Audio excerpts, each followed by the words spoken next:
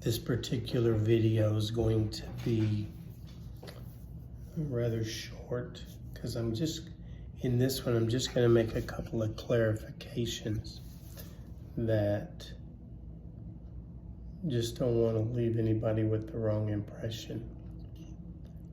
So two things. The other day I mentioned that grace was a part of this age. And I don't want to leave the impression that this is the age of grace, because it is not the age of grace. This is the evil eon. This is the age of, and I would say a bad word there if to make my point, but I won't do that.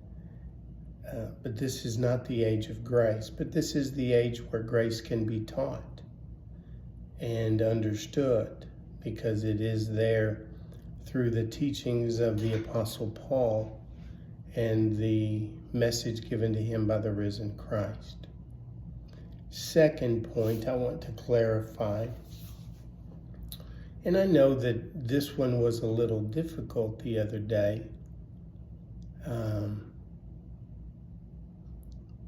about what Christianity teaches about people who have died, that they're all basically in heaven, transitioned to heaven almost immediately. And I'm just going to, again, I understand why they teach that, but there's no real reason to teach a lie to help people or make people feel better.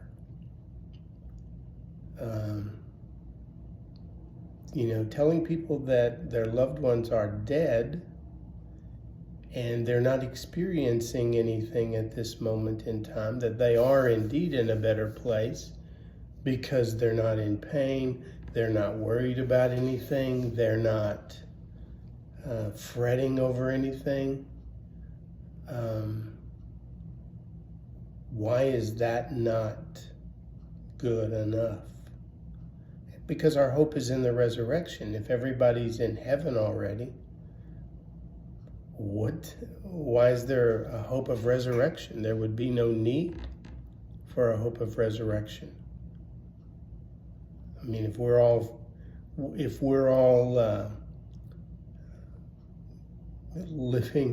living this great life in heaven, what's the point of our bodies?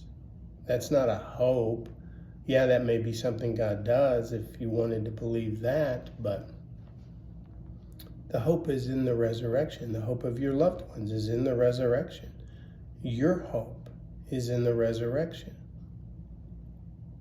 So, let me finish this by just explaining how silly their teaching is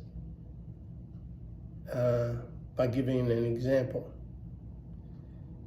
Can you imagine how things would have gone with Lazarus if what Christians teach is correct?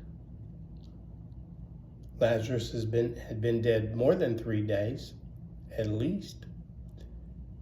Can you imagine Jesus says, "Lazarus, come forth"? And Lazarus comes out of there and he is screaming and yelling, "What the heck? I was in heaven talking to King David, and you brought me back to this rat-infested swampland? Rat-infested existence? Are you kidding me?" That's what it would have been like if what Christianity teaches is true. But he didn't. He came out of the tomb like he didn't know anything had happened, like it was his next moment. Again, we can't teach lies. And again, the lies are satanic lies, and they were taught by Satan first, and now they've been adopted, and and it should be obvious, because Jesus, when he was going to raise Lazarus, he asked Lazarus' sisters, he said, do you believe in the resurrection? Or do you believe I can resurrect him? Or whatever he asked. You'd have to look that up. And they said, well, we know that he'll be resurrected on the last day. See, they understood that it was at a later time. Again, people take that one verse with Paul, that Paul says to be absent the body is to be with the Lord. But there's an intervening time in there. So, again, I wanted to make those clarifications so nobody gets the wrong impression that this is the era of grace. And just to further show that the teaching of that what Christians teach about people who are dead. And I get it. I'm going to make one more point that I just thought about. I mean, people, they'll say things, and I know they say them because they want to feel better about things. Oh, well, so-and-so, my mom or my dad or somebody passed away yesterday, but today they got to see me hit the home run that won the game.